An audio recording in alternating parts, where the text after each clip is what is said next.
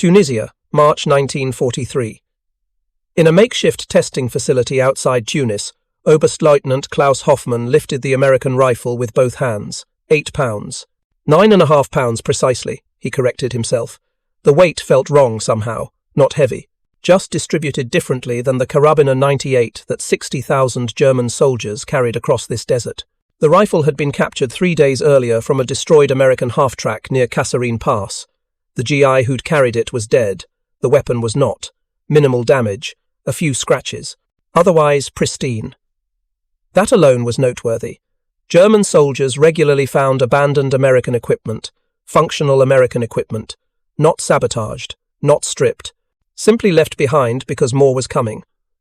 Hoffman was not infantry. He was Waffenamt, German Army Weapons Agency, 42 years old, trained at the Technical University in Berlin before the First War, 2 decades evaluating rifles, machine, guns, and artillery pieces. He believed in measurable facts, muzzle velocity, cyclic rate, effective range, numbers that could be verified and compared. He'd examined British Lee Enfields, French Mas 36s, Soviet Mosin Nagants. Captured weapons told stories about industrial capacity, about design philosophy, about the nation that built them. But this American rifle, this M1 Garand, represented something his training hadn't prepared him to assess. He circled the weapon on the wooden table. Walnut stock, well finished, no expedient substitutions visible, 43.5 inches overall length, 24-inch barrel, gas-operated, semi-automatic. That last specification changed everything. His aide, Feldwebel Werner Krauss, stood nearby, 30 years old, combat veteran, Normandy, Sicily, now Africa, a soldier who understood weapons from the user's perspective rather than the engineer's abstraction. "It looks well made," Krauss offered. "American quality." Hoffman nodded.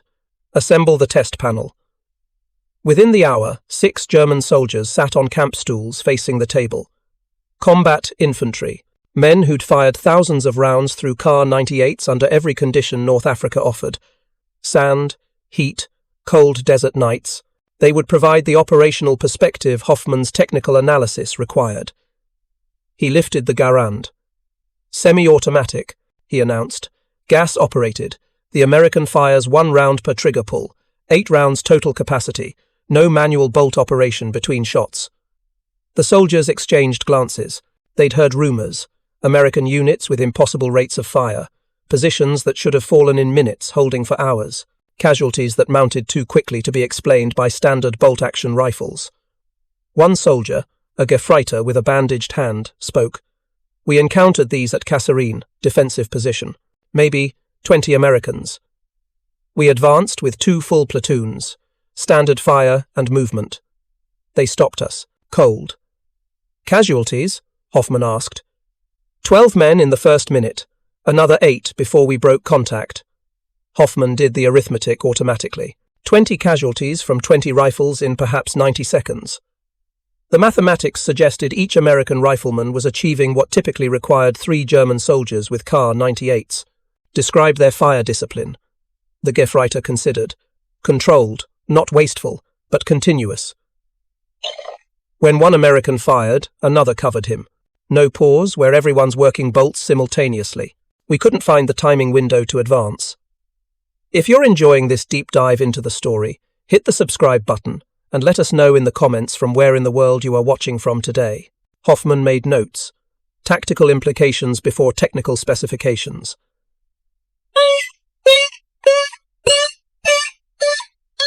The weapon's value existed in its battlefield effect, not its engineering elegance. Let's examine the mechanism. He worked the action. The operating rod moved smoothly. Gas tapped from the barrel drove a piston. The piston rotated a bolt. The bolt extracted the spent cartridge and chambered a fresh round. Simple in principle, complex in execution. The gas port placement mattered. Too close to the chamber, excessive pressure. Too far forward, insufficient gas volume. The Americans had found the optimal location through testing. The bolt mechanism showed sophisticated machining. Multiple locking lugs, cam surfaces precisely cut, tolerances measured in thousandths of an inch. This wasn't improvised engineering. This was mature industrial design. "Load it," Hoffman instructed. Kraus inserted an en bloc clip. 8 rounds. 30-06, Springfield. 7.62 mm by 63 mm in German terminology. Comparable to the German 7.92 mm Mauser round. Similar ballistics, similar trajectory. The clip slid into the rifle's internal magazine with a solid metallic click. The bolt slammed forward, automatically, chambering the first round. No manipulation required. The rifle was ready to fire. Range, Hoffman ordered. They moved to the makeshift firing line. Targets at 100 meters, 200, 300, standard evaluation distances. Krause aimed and fired. The report was sharp, recoil moderate. The rifle's gas system immediately cycled another round into the chamber. Krause's finger moved to the trigger again. Fire. Cycle. Fire. 8 rounds in perhaps 6 seconds. Hoffman timed it precisely. 6.3 seconds for 8 shots. Compare that to the Kar-98. A skilled rifleman could perhaps fire 15 aimed rounds per minute. 25 seconds for 8 shots. The American rifle delivered triple the rate of fire, 4 times if the operator was truly proficient. The implications cascaded through Hoffman's analysis. Tactical firepower. Suppressive capability. The psychological impact of receiving sustained semi-automatic fire versus methodical bolt-action volleys. They tested accuracy next. The rifle performed well, 2 to 3 inch groups at 100 meters, comparable to the Kar-98. Not superior, but certainly not inferior. The American designers had achieved semi-automatic operation without sacrificing precision. That balance was significant. Many early semi-automatic rifles suffered accuracy problems, moving parts, gas system vibrations, loose tolerances to ensure reliable cycling. The Garand avoided those compromises. Hoffman examined the sights. Simple aperture rear sight, post-front sight, quick to acquire, easy to use under stress. He'd seen British and Soviet sights. The American design prioritized speed over precision adjustment. A combat sight for combat ranges. They tested reliability next. 100 rounds, no cleaning between magazines. North African sand introduced deliberately into the action. Hoffman wanted to see failure points. The rifle jammed once. 47th round, carbon, fouling in the gas port combined with sand infiltration. Krause cleared it in seconds. 1 stoppage in 100 rounds under deliberately harsh conditions. The Kar-98 would have fared better. Bolt-action simplicity provided inherent reliability, but bolt-action simplicity also meant manual operation between every shot. The trade-off seemed acceptable, especially given that American doctrine likely emphasized weapon maintenance. They examined the manufacturing, stampings where possible, forgings where necessary. The receiver was forged steel, machined to precise dimensions. The barrel was hammer-forged, rifling precisely cut, chrome-lined for extended service life. The stock was walnut, single piece, fitted carefully to the metal components. No rattling, no looseness. American manufacture clearly emphasized quality over expedience. Hoffman compared this to recent German production. Kriegsmodell simplifications. Laminated stocks replacing walnut, stampings replacing, machined parts, simplified sights. The Kar-98 still functioned, but the trend was toward cheaper, faster production. The Americans were building better weapons, not cheaper ones. Disassemble it, Hoffman instructed. They field-stripped the rifle. The process was straightforward. Remove the trigger guard. Extract the trigger assembly. Remove the operating rod and gas cylinder. Extract the bolt. Perhaps 60 seconds for a trained operator? German soldiers watching murmured appreciation. Their Kar-98s required more steps, more small parts, more opportunities for loss in combat conditions. The components lay on the table. Hoffman examined each piece. The bolt was particularly instructive. 8 separate parts, each precisely machined, each functioning reliably only when all dimensions were correct. He measured with calipers, tolerances of 0.003 of an inch, consistent across all components. This spoke to American manufacturing capability. Precision machine, tools. Standardized production. Quality control systems ensuring every part met specifications. More significantly, it spoke to interchangeability. A bolt from one Garand would function in another Garand. A gas cylinder from one rifle would fit another. An operating rod was not hand-fitted to an individual weapon. American logistics could ship spare parts knowing they would fit any rifle in the field. German manufacturing increasingly struggled with this standard. Different arsenals maintained slightly different tolerances. Parts from Mauser-built rifles didn't always function in Sauer-built rifles. Armourers spent hours hand-fitting replacements. "What's your assessment?" Krauss asked. Hoffman paused. The technical evaluation was clear. The M1 Garand was a superior combat rifle, not in any single dimension. The Kar-98 matched its accuracy, arguably exceeded its reliability under extreme conditions.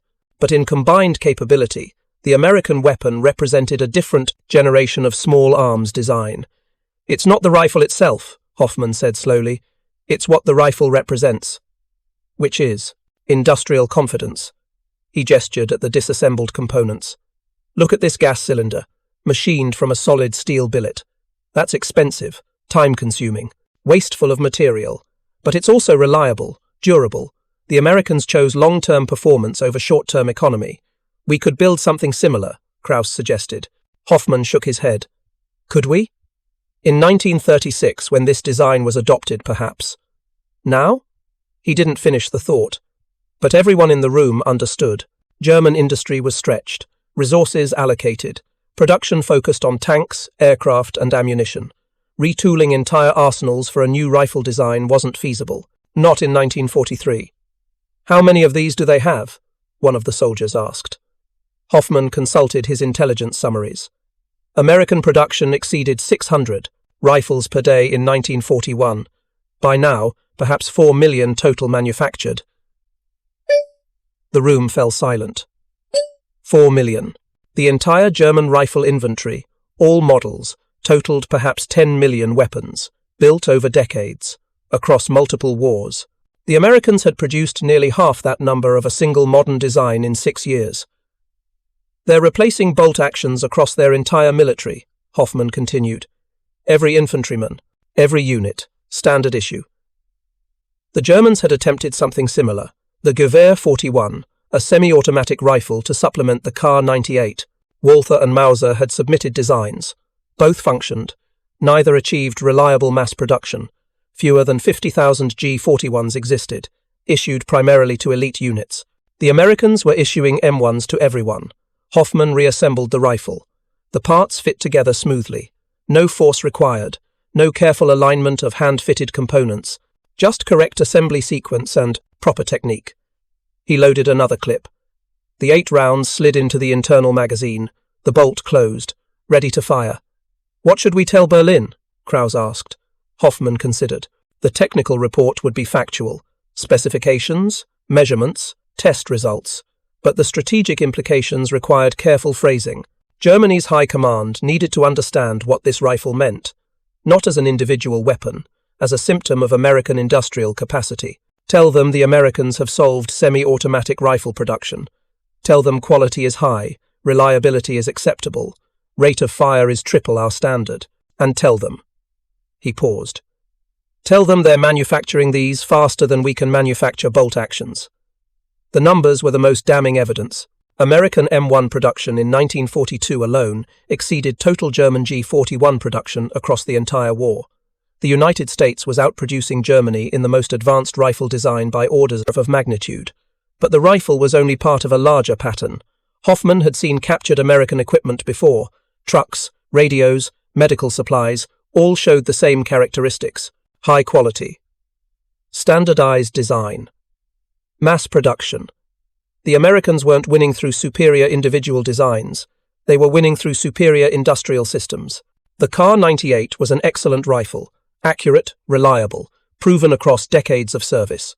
But excellent bolt-action rifles were insufficient against adequate semi-automatic rifles produced in overwhelming numbers. Hoffman began drafting his report. Technical specifications first. Dimensional data. Weight, length, rate of fire. Then operational assessment. Battlefield effectiveness. Tactical implications. Training requirements. Finally, strategic conclusions. This is where careful language mattered. He wrote, then crossed out. Revised. Simplified. The truth needed to be clear without being defeatist. The M1 Garand, represents mature, semi-automatic rifle design executed with industrial precision. American production capacity enables universal issue to all infantry formations. This provides a sustainable 3-to-1 firepower advantage against bolt-action equipped forces. 3-to-1. That ratio appeared throughout his analysis. 3 Americans with Garands matched 9 Germans with Kar-98s in sustained fire rate, which meant Germany needed 3-to-1 numerical superiority just to achieve firepower parity. Against an enemy that possessed both population and industrial advantages, the mathematics were unforgiving. He continued writing, "Attempts to develop equivalent German semi-automatic rifles have not achieved production scale. Current G41 output insufficient to meaningfully impact force-wide capability. Retooling for new designs would require industrial capacity currently allocated to armor and aircraft production. That was the bind.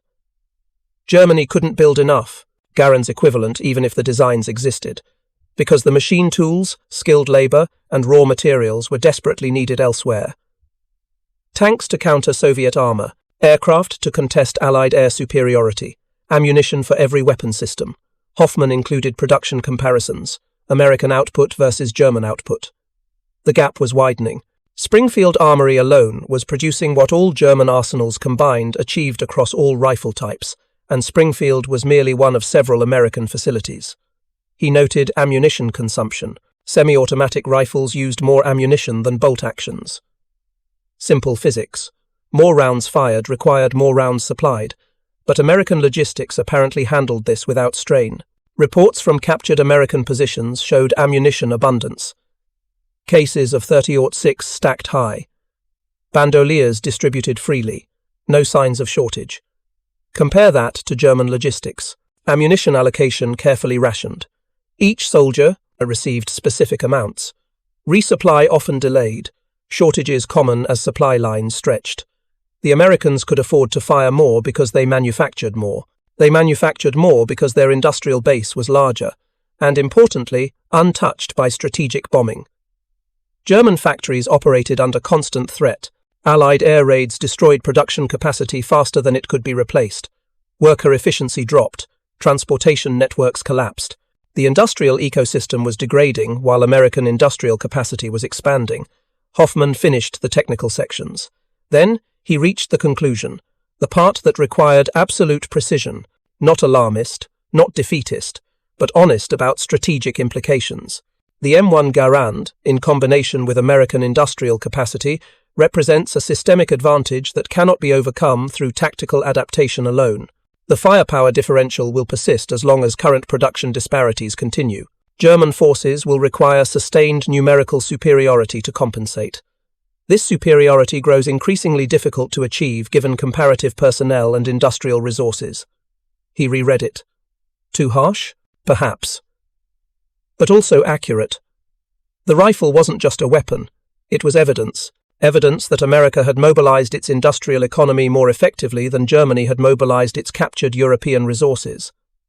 The sun was setting over the Tunisian desert. Hoffman sealed the report. It would go to Berlin, to the Waffenamt headquarters, to officers who would read it and file it and perhaps share it with their superiors. Whether anyone would act on it was another question. Germany was committed. The war continued. Resources were allocated. Changing course required admitting errors. Admitting that industrial strategy mattered as much as tactical brilliance. Admitting that sometimes quantity of adequate weapons defeated quality of excellent weapons.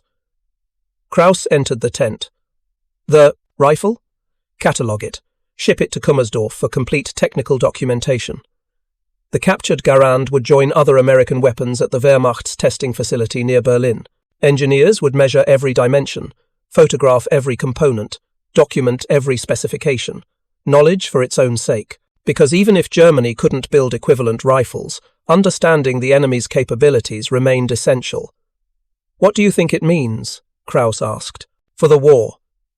Hoffman looked at the rifle one final time. "It means the Americans have solved problems we're still struggling with. Semi-automatic rifle production, industrial standardization, quality at scale, and it means they're applying those solutions across their entire military, not just rifles. Everything. Can we match that?" Hoffman didn't answer immediately. Could Germany match American industrial output? In theory, perhaps, with enough time, enough resources, enough undamaged factories operating at full capacity. But the war was happening now. Factories were bombed now.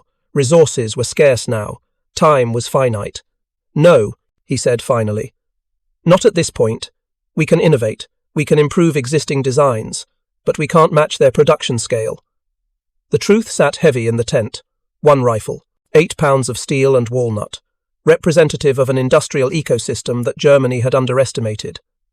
The Kar-98 had served Germany well for decades. It would continue serving until the war ended. But it would do so knowing that across every battlefield, American soldiers carried rifles that fired 3 times faster. And there were millions of those rifles, with millions more being manufactured every single day. The report reached Berlin in April 1943, filed, catalogued, one of hundreds crossing German high command desks weekly. Technical intelligence from every front. Most reports confirmed existing assumptions. German weapons superior. German tactics sound. Temporary setbacks explained by logistics or numerical disadvantages. Hoffman's report was different. It suggested not temporary disadvantage, but structural deficit. The kind that tactics couldn't overcome. The kind that worsened with time rather than improved. 3 officers reviewed it at Heereswaffenamt headquarters. Major Ernst Weber read it twice. He'd worked in arms procurement since 1938. He understood production constraints, factory capacity, machine tool availability, labor allocation. Everything Hoffman described was accurate. The Americans possessed industrial advantages Germany couldn't replicate, but acknowledging that truth meant confronting larger questions. About strategy, about resource allocation, about whether Germany's military ambitions exceeded its industrial foundation. Weber drafted a response. Professional, non-committal. Receipt acknowledged. Technical specifications noted. Recommend continued evaluation of captured specimens. The report was filed in a cabinet with dozens of similar evaluations. Lee Enfields, Soviet PPS submachine guns, American M1 carbines, captured weapons told stories, but stories required audiences willing to listen. Spring turned to summer. More M1 Garands appeared in German hands, Sicily, Italy, captured from American units advancing up the peninsula, each rifle examined, each reinforcing Hoffman's conclusions. Superior rate of fire, reliable operation, excellent manufacture. And always, the implicit question nobody wanted to ask directly. If 1 American rifleman equaled 3 German riflemen in firepower, how did Germany achieve victory? The standard answer was combined arms, German machine gun superiority, superior armor tactics, better operational planning. And those advantages existed. The MG-42 machine gun was arguably the finest in the world. German armor doctrine remained sophisticated, but rifles formed the foundation. Infantry held ground, infantry cleared buildings, infantry patrolled. Infantry did the unglamorous, essential work of controlling territory, and in rifle versus rifle engagements, the Americans held a decisive edge. June 1944 brought Normandy. American and British forces landing on French beaches. German defenders fought hard, inflicted casualties, delayed advances, but couldn't stop the invasion. Reports from the front described overwhelming firepower, not just artillery, not just naval guns, but individual American riflemen delivering sustained fire that pinned German units and prevented counterattacks. One after-action report from a Wehrmacht company commander near Carentan described an attempted counterattack. We advanced with 2 platoons toward American positions in the hedgerows. Approximately 60 men, we estimated opposing force at 20 to 30 Americans. Standard tactical situation favoring the attacker. But when we closed to 100 meters, the volume of rifle fire was extraordinary, continuous. We could not identify individual shooters because suppressive fire was constant. We suffered 18 casualties before breaking contact. The Americans held. 18 casualties against perhaps 25 American riflemen, in perhaps 2 minutes. The mathematics matched Hoffman's assessment. 3-to-1 firepower advantage. An American infantry platoon delivered the rifle fire of a German company.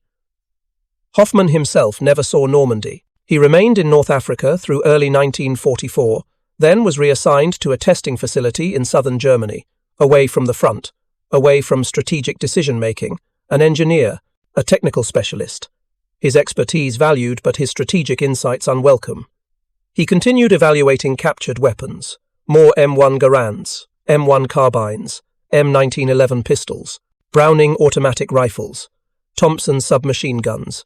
Every item showed the same characteristics: solid engineering, quality manufacture, standardized components. The Americans had industrialized warfare in ways Germany had attempted but never fully achieved.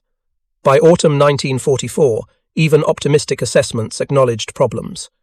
Germany was losing the war, not quickly, not suddenly, but steadily, systematically, like a structure undermined at its foundation, collapsing slowly, but inevitably. The industrial disparity Hoffman had identified in that Tunisian testing facility was now undeniable across every materiel category. American tank production dwarfed German output: 4 Shermans for every Panther, 10 for every Tiger. The Shermans were individually inferior, but 10 Shermans could overwhelm 2 Panthers through numerical advantage. American aircraft production followed similar patterns: thousands of bombers, thousands of fighters, quality adequate, quantity overwhelming. German pilots in their superior Me-109s and FW-190s fought brilliantly, shot down multiple American aircraft, then ran out of fuel, or ammunition, or were overwhelmed by sheer numbers. And rifles, always rifles. By late 1944, American M1 Garand production exceeded 5 million rifles. More Garands existed than German soldiers in the entire Wehrmacht. The Americans had built one modern semi-automatic rifle for every man in Germany's military, plus reserves, plus replacements. Germany's semi-automatic rifle program had stalled. The Gewehr 43 replaced the problematic G41, better reliability, simpler mechanism, but production never scaled. Perhaps 400,000 manufactured total, a fraction of a percent of American output. Worse, German doctrine never truly integrated semi-automatic rifles. They remained specialist weapons, issued to designated marksmen, squad leaders, elite units. The average German infantryman still carried a Kar-98, still manually cycled his bolt after every shot, still faced American riflemen firing 3 times faster. Hoffman received occasional updates from the front, usually through informal channels, letters from former colleagues, conversations with returning soldiers. The stories were consistent. American firepower was overwhelming, not through superior tactics, not through better training, but through sheer volume: more shells, more bullets, more bombs. Industrial capacity translated directly into battlefield dominance. One soldier, a Hauptmann recovering from wounds received in the Ardennes, visited Hoffman's facility in December 1944. They'd known each other before the war, technical school in Berlin. The Hauptmann had chosen military service. Hauptmann had chosen engineering. Their paths had diverged but occasionally crossed. "Tell me honestly," the Hauptmann said over ersatz coffee in Hoffman's office, "when you tested that American rifle in Africa, did you know then?" "Know what? That we'd already lost," Hoffman considered. Had he known? In March 1943? Not consciously. Not as explicit prediction, but the evidence had been clear. American industrial capacity, German resource constraints. The trajectory was set. "I knew the Americans could outproduce us," Hoffman said carefully. "I knew that advantage would compound over time, whether that meant losing the war." He trailed off. Knowing a trend exists differs from accepting its conclusion. "They're everywhere," the Hauptmann continued. "Every American soldier has that rifle. Every one. And they use them. Constant fire. Suppression. We can't advance, can't maneuver. We just die in place." He rubbed his shoulder where shrapnel had struck. "Our doctrine was built on firepower from machine guns. The MG-42 is magnificent, but 1 MG per squad. The Americans have 8 semi-automatic rifles per squad, plus a BAR. Their baseline firepower exceeds our machine gun-supported firepower." Hoffman nodded. He'd done those calculations. In Africa, the numbers hadn't changed. The Americans had simply fielded more units, more divisions, more riflemen, each carrying that 8-round semi-automatic rifle. The Hauptmann left eventually, returning to duty, to a unit understrength and undersupplied, to battles that would be fought because orders demanded it, not because victory was possible. Hoffman returned to his work, evaluating captured equipment, documenting specifications, filing reports that fewer people read. Winter 1944 brought the Ardennes offensive, Germany's last major attack in the West. Initial success. American lines broken. Confusion. Casualties. Then the weight of American materiel reasserted itself. Reinforcements arrived. Artillery concentrated. Air support, once weather cleared, dominated. And always, those riflemen with their Garands, firing, advancing, holding. The offensive stalled, then collapsed. German units that had attacked with hope withdrew in exhaustion. Hoffman heard about captured American supply depots. Mountains of ammunition. Cases of 30-06 stacked 8 feet high. Rations for weeks. Fuel enough for continuous operations. Medical supplies in abundance. And rifles. Always rifles. M1 Garands, waiting in depots as replacements. Because American logistics assumed equipment would be lost, damaged, destroyed. So they manufactured extras. Excess capacity built into every calculation. Germany manufactured to requirement. Barely. Often falling short. No excess. No margin for error. When weapons were lost, replacements came slowly. If at all. The contrast was total. One system designed for sustained industrial warfare. Another system attempting industrial warfare with insufficient industry. January 1945 brought reality nobody could deny. Soviet forces advancing from the east. American and British forces advancing from the west. German territory shrinking daily. Industry bombed. Transportation crippled. Food scarce. The war was ending, not through single defeat, through cumulative collapse. Hoffman's facility received orders to evacuate, move equipment and records south, away from advancing armies. The work continued in theory, but everyone knew the truth. Documentation for its own sake. No production capacity remained. No time to implement improvements. No resources to build anything new. One evening in March, sorting through files for evacuation, Hoffman found his original report from Tunisia. Nearly 2 years old, he reread it. The technical specifications, the production comparisons, the strategic conclusions. Everything he'd written remained accurate. The Americans had possessed industrial superiority. They'd leveraged it effectively, and Germany had lacked capacity to respond. The report had been correct. It had also been ignored, because acting on it would have required admitting constraints, accepting limitations, perhaps negotiating peace from weakness. German leadership had chosen continued war instead, believing willpower could overcome material disadvantage, believing superior tactics could defeat superior resources. The rifle sat on his desk, not the original from Tunisia. That one had gone to Kummersdorf, but another captured Garand, one of hundreds that had passed through his facility. He picked it up, the weight familiar now. He'd handled so many, disassembled them, tested them, measured every dimension. The weapon wasn't magical. It was simply well-designed and well-manufactured. Semi-automatic operation achieved through proven gas system. Quality materials, precision machining, industrial discipline. Germany could have built something similar in 1936 when the design was new, perhaps even in 1939 at war's beginning, but not in 1943, not in 1944, not while fighting across multiple fronts, not while factories were bombed, not while resources were allocated to tanks and aircraft. The window had closed. Hoffman boxed the rifle with other samples, tagged for Allied capture, because there was no point in evacuation. To evacuate to. The Americans or British or Soviets would arrive eventually. They would find the weapons, the reports, the documentation, evidence of Germany's technical intelligence efforts, evidence also of Germany's inability to act on that intelligence. If you find this story engaging, please take a moment to subscribe and enable notifications. It helps us continue producing in-depth content like this. April brought American forces to southern Germany. Hoffman's facility was ordered abandoned.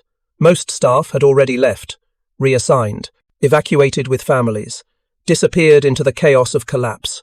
Hoffman remained, 44 years old, civilian engineer pressed into military service, nowhere particular to go, nothing particular to save.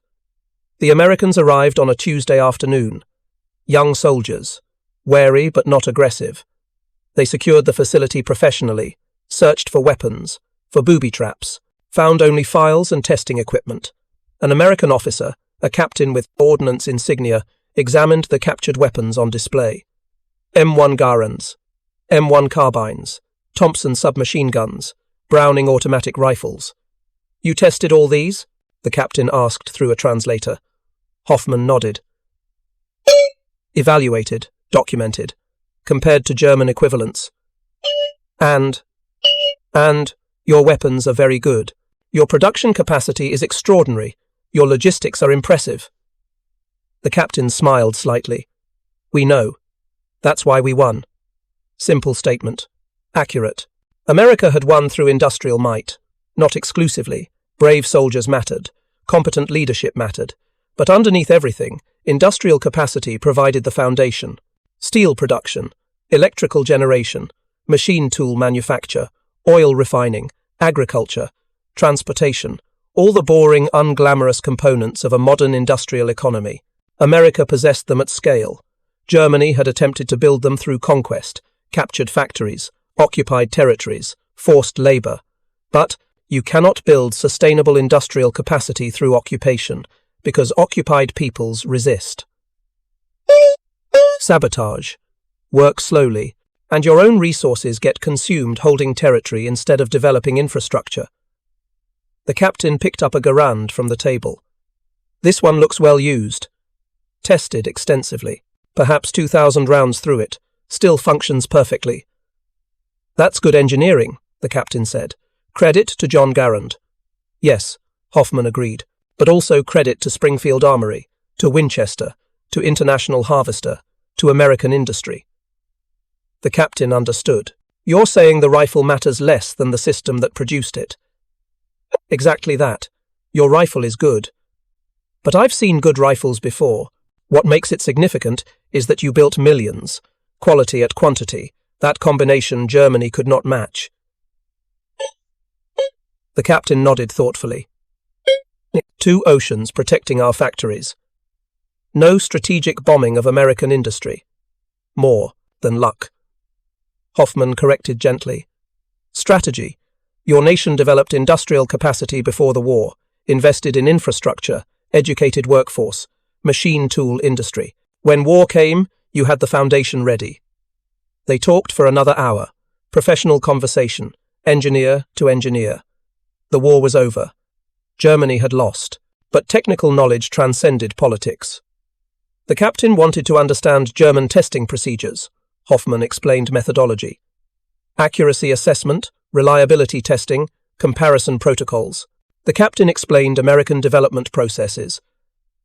How Springfield Armory had worked with manufacturers. How production had scaled. How quality control was maintained across multiple factories. It was remarkably similar in theory. Both nations understood precision manufacturing, both valued interchangeable parts, both conducted rigorous testing. The difference was scale. American industry could sustain mass production while maintaining quality. German industry had to choose quality or quantity, usually choosing quality and accepting insufficient quantity. What happens to you now? The captain asked as he prepared to leave. Hoffman shrugged. I don't know. I'm a civilian, an engineer. Presumably I go home, rebuild, find work.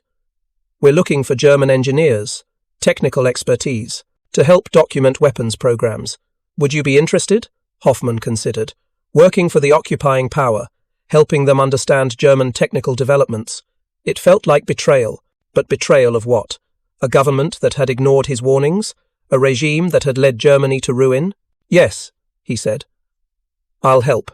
Over the following months, Hoffman worked with American technical intelligence, documenting German weapons programs, explaining design choices, providing context for why certain developments had succeeded or failed.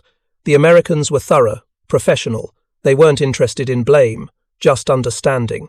They documented the Gewehr 43, the St. Guy 44 assault rifle, various prototypes and experimental weapons. Each represented German engineering attempting to solve problems with insufficient resources. The St. Guy 44 was particularly interesting to American observers. An intermediate cartridge, selective fire capability, effective range suited to actual combat distances rather than theoretical maximums.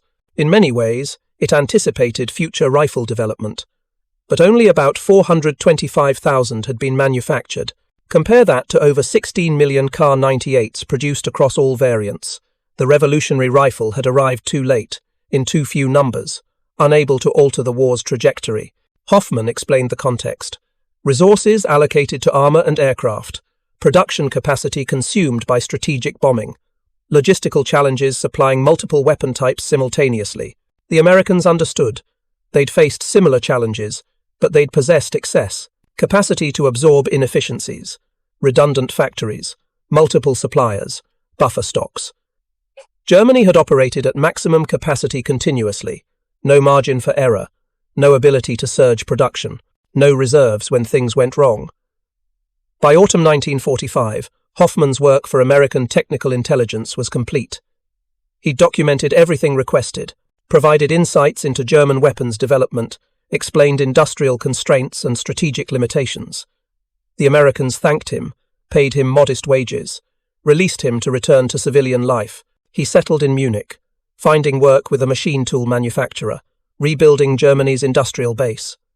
The skills that had evaluated weapons now helped produce lathes and milling machines, tools to make tools, the foundation of industrial recovery.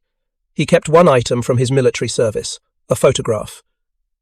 Taken in Tunisia, March 1943, showing him examining that first captured M1 Garand, the rifle on a table, Hoffman leaning over it, notebook open beside him. The image captured a moment. An engineer confronting evidence that challenged his nation's strategic assumptions, realizing that industrial capacity mattered more than tactical brilliance, understanding that wars are won in factories as much as battlefields.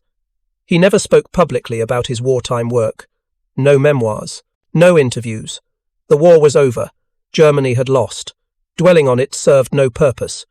But sometimes, in quiet moments, he thought about that rifle, the weight in his hands, the smooth action, the precise machining, a weapon that represented everything Germany had attempted but never achieved. Quality at scale, standardization across production, industrial discipline sustained over years. The M1 Garand remained in American service through the Korean War, eventually replaced by the M14, then by the M16, each generation learning from previous designs, each iteration improving on proven concepts. But the Garand held a special place. The rifle that proved semi-automatic operation could be reliable.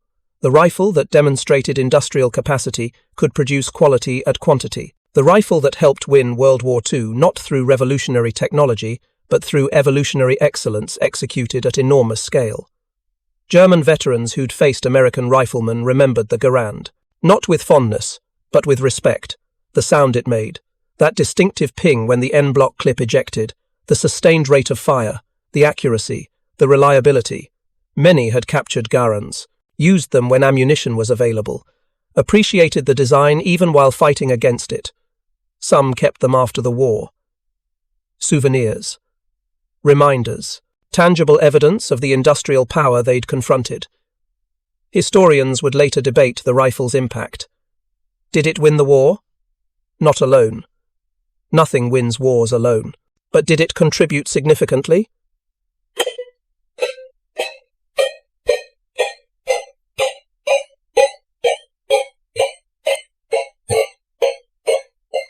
The firepower advantage was real, measurable, 3 times the sustained fire rate versus bolt-action rifles.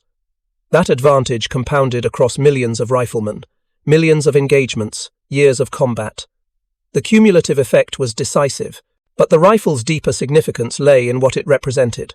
American industrial philosophy, building quality products at scale, standardizing components, training workers, investing in tooling, maintaining quality control. These weren't military concepts. They were industrial concepts applied to military production. Henry Ford's assembly line, Frederick Taylor's scientific management, American business practices transformed into weapons manufacture. The result was predictable, overwhelming, inevitable. Germany had attempted similar industrialization, rationalization programs, standardization efforts, assembly line techniques, but always constrained by resources, by competing priorities, by strategic bombing, by occupied territory requiring garrison forces. The foundation was insufficient for the ambitions built upon it. Hoffman died in 1978, 77 years old. He'd lived to see Germany rebuild, to see the Federal Republic emerge as an economic power, to see industrial capacity restored through peaceful production. The machine tools his company produced went worldwide. Quality German engineering, precision manufacturing, but now serving reconstruction rather than destruction. His obituary mentioned his work during the war, briefly. Weapons testing, technical intelligence, nothing dramatic, nothing heroic, just an engineer doing technical work during national crisis. The photograph from Tunisia remained in his effects, found by his daughter when sorting through his belongings. She kept it, not understanding its significance, just a picture of her father at work, looking serious, examining some kind of rifle. The rifle itself, that specific M1 Garand captured in Tunisia and tested in March 1943, no longer exists. Lost to time, perhaps destroyed, perhaps in a museum somewhere, unidentified among thousands of similar rifles. Its individual story lost. But what it represented endures. Evidence that industrial wars are won by industrial powers. That tactics cannot overcome material disadvantage. That quantity, when combined with adequate quality, defeats quality alone. These lessons were written in steel and walnut, carried by millions of American soldiers, faced by millions of German soldiers, examined by engineers like Hoffman, who understood what they were seeing but couldn't alter its implications. The M1 Garand didn't win World War II, but it symbolized the forces that did: American industrial capacity, standardized production, quality control, logistical excellence, all the unglamorous factors that determine outcomes in modern warfare. Hoffman had understood this in 1943. Standing in a Tunisian testing facility, holding an 8-pound rifle, reading the evidence written in machining, marks and tolerance specifications. The Americans had built a system. Germany had built weapons. Systems defeated weapons, consistently, inevitably. The rifle was just the most visible proof, personal, tangible, something soldiers held and fired and knew intimately. But behind that rifle stood factories, and behind factories stood machine tools, and behind machine tools stood electrical grids and steel mills and trained workers, and all the accumulated infrastructure of industrial civilization. Germany had attempted to build that infrastructure through conquest, failed. America had built it through decades of investment, succeeded. When they met on battlefields from Tunisia to Normandy to the Rhine, the outcome was predetermined, not in any single engagement, but in aggregate. Across time, through attrition. Industrial capacity sustained over years will always defeat tactical excellence sustained over months. Hoffman's report, filed in March 1943, had said as much. Technical language, engineering precision. But the conclusion was clear. The Americans could outproduce Germany. They would maintain that advantage, and it would prove decisive. The report was correct. It was also ignored, because accepting its implications meant accepting defeat before defeat was undeniable, meant choosing negotiated settlement over continued war, meant admitting that willpower, discipline, and tactical skill couldn't overcome industrial reality. So the war continued.